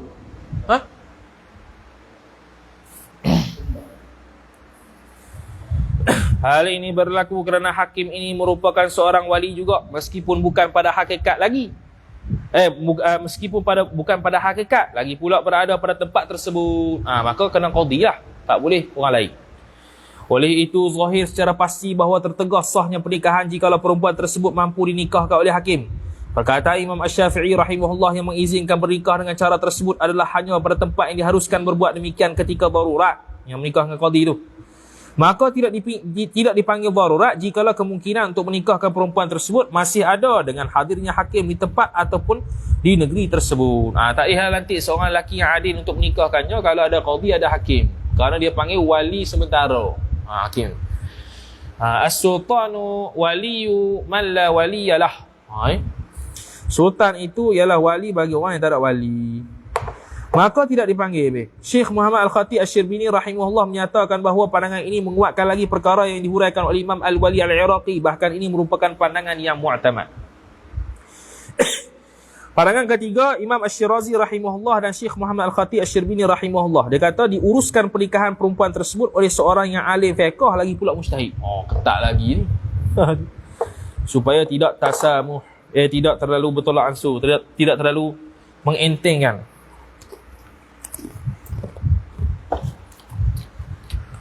Kosok apa? Enggak. Perempuan menikahkan dirinya sendiri ketika dalam keadaan kufur. Adakah perlu bernikah semula selepas meluk Islam? Syekh Muhammad Al-Khatib Asy-Syirbini rahimahullah telah menjelaskan dalam Mughni bahawa jikalau seorang perempuan menikahkan dirinya sendiri ketika berada dalam keadaan kufur, maka diakui pernikahannya itu sah selepas dirinya memeluk agama Islam tanpa perlu mengulang semula akad nikah yang lain. Dia kata apa? Jikalau seorang perempuan menikahkan dirinya, sekarang ni dia kafir lah. Waktu tengah kafir, dia pun nikahkan dirinya sendiri. Tak tahulah yang agama kafir tu. Lepas tu nanti dia masuk Islam. Adakah perlu ulang semula akad nikah ataupun tidak? Tidak perlu. Tidak disyaratkan orang yang mengakadkan nikah mengetahui perempuan tersebut berada dalam wilayahnya. Syekh Adamiri rahimahullahu ta'ala telah menjelaskan dalam An-Najmul Wahash bahawa orang yang mengakadkan nikah itu tidak disyaratkan bahawa dirinya mengetahui perempuan yang bakal menjadi isteri bagi seorang lelaki tersebut berada dalam wilayah kewaliannya. Orang yang mengakadkan nikah itu tidak disyaratkan bahawa dirinya mengetahui perempuan yang bakal menjadi isteri bagi seorang lelaki tersebut berada dalam wilayah kewaliannya.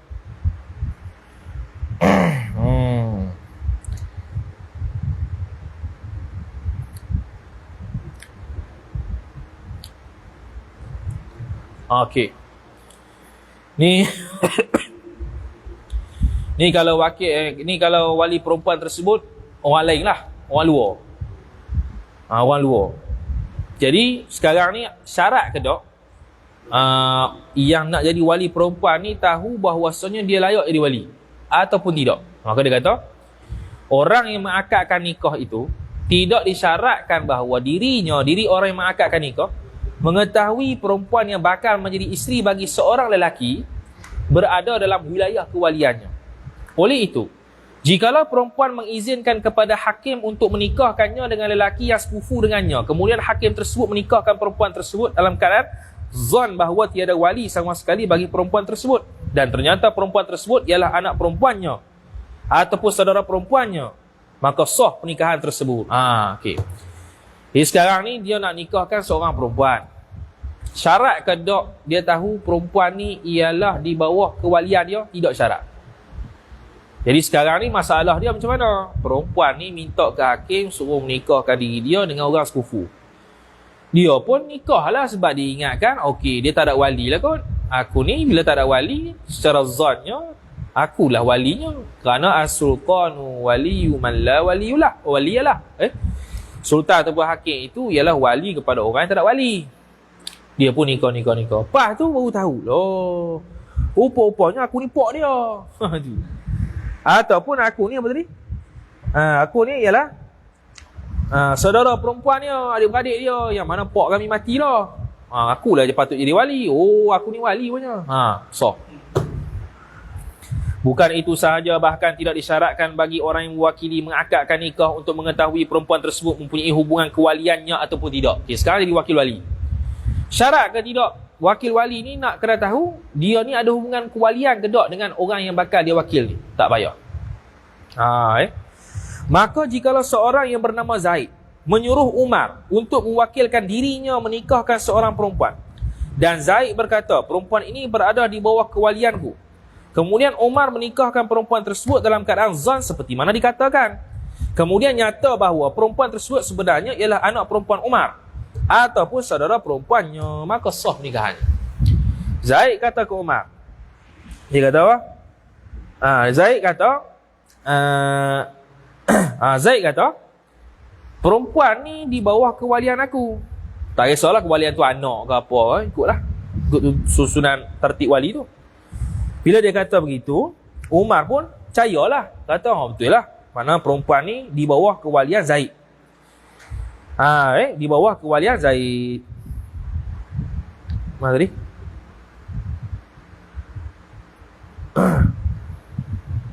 Okey. Zaid tu kata ke Umar, kata, perempuan ni berada di bawah kewalian aku ni, tak kisahlah anak ke apa. Lepas tu dia suruh Umar ni wakilkan diri dia untuk menikahkan anak perempuan ni.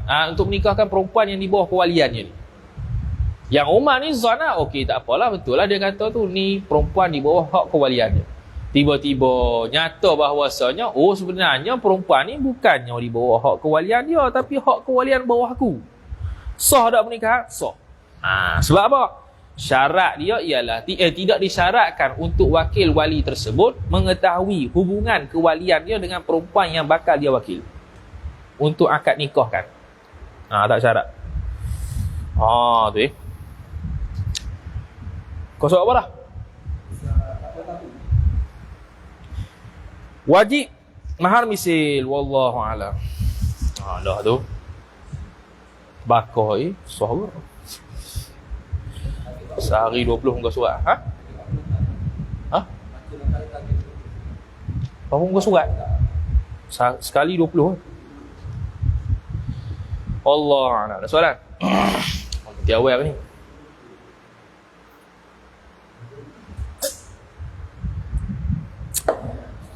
Ada soalan online sebelah orang, adakah anda faham? Pening-pening dah ni.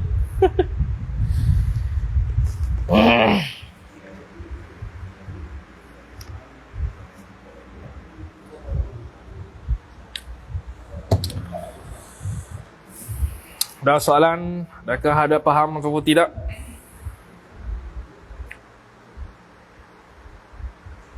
Oh, ning.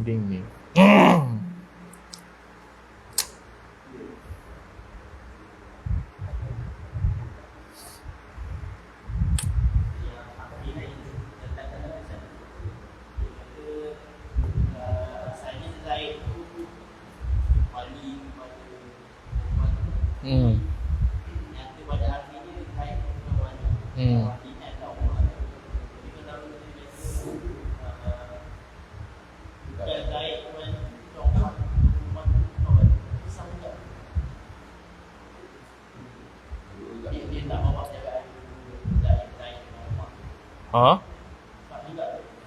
Kalau nyata dua-dua tu dua-dua tu bukan wali.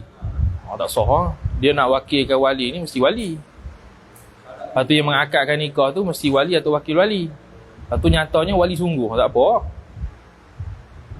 Tadi yang Zaid tu sangka dia tu wali dia. Okey, dia pun wakilkan orang. Boleh tak? Boleh sebab dia wali. Zonnya begitu. Umar pun ingat gitulah. Pas akad nikah, Umar tu mengakad nikahkan menikahkan perempuan tersebut. Nyata kata, ya aku yang wali sebenarnya. Sah lah. Tak ada masalah. Sebab dia wali sungguh. Anak angkat tidak boleh diwali.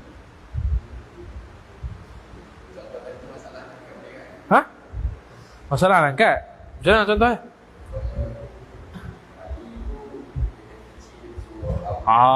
Boleh lah. Contoh kita kata nak angkat dia perempuan Zaid tu. Zaid tu pok dia, pok angkat.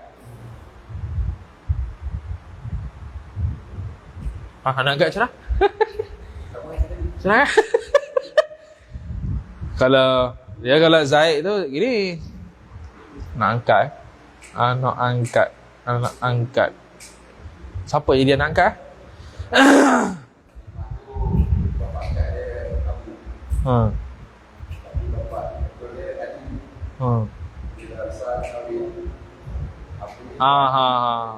Betul. Betul. Boleh berlaku pada anak angkat.